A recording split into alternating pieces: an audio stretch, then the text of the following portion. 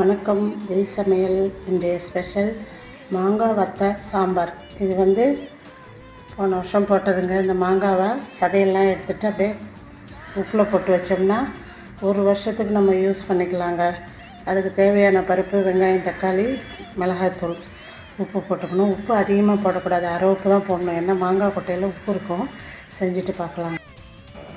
பருப்பு, தக்காளி போட்டு வெந்துருச்சிங்க. மாங்காய் வத்த, சின்ன வெங்காயம் அரிஞ்சது, மிளகாத்தூள், உப்பு போட்டாச்சுங்க. புளி ஊற்றுறோம். வெந்த பிறகு புளி சாம்பாருக்கு ஒரு 2 நெல்லிக்காய் அளவுக்கு புளி கரைச்சி வச்சுருக்கேங்க. அந்த புளி தண்ணியை அதிலே ஊற்றிட வேண்டியதாங்க. சாம்பார் கொதித்த பிறகு தாளிப்பு போட்டணும். சாம்பார் கொதிச்சிருச்சுங்க. தாளிப்பு போட்டுற வேண்டியதான். தாளிப்பு போட்டுட்டு இறக்கிட வேண்டியதாங்க. மாங்காய் வத்த சாம்பார் ரெடிங்க.